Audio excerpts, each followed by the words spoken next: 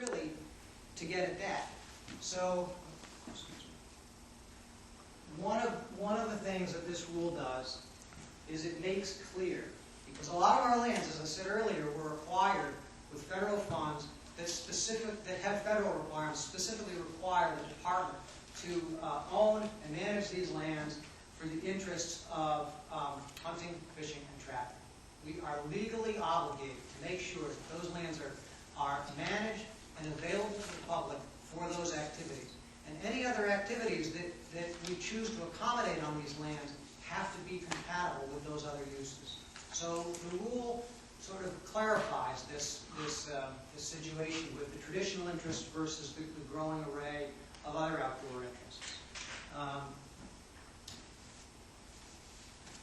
But there's a lot of other folks who enjoy our lands, and we're grateful for that, and we want to make sure that that continues.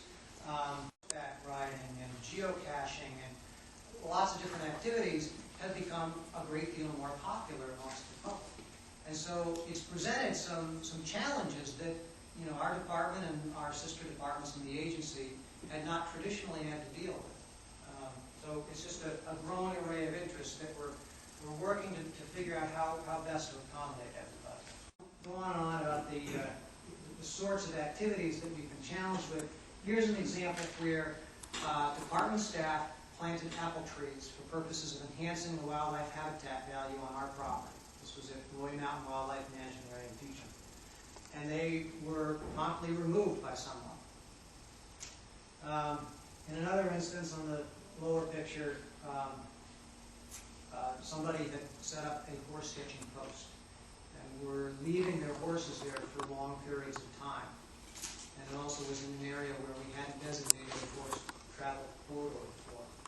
We do accommodate horseback riding on some of our state lands, and we've done that through designating trails and travel corridors for the horseback riders.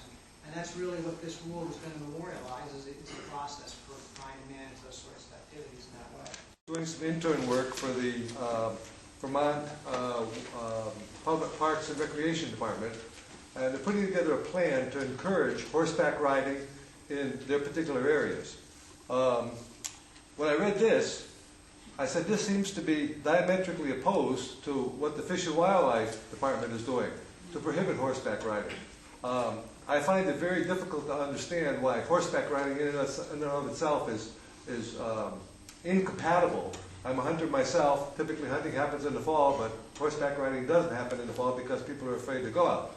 So it would seem that this would be a point of discouragement for the use of lands, whereas you got another agency that's encouraging the use of lands for horseback riding. So the policy by the state doesn't seem to be consistent. Want to restrict use? Hello? They are restricting use. When I read this, I actually became very emotional and upset. What our motto is in this state. And these, you darling, wonderful men, I think you really need some women up there. But I forgive you this time, okay? We have one if you quit.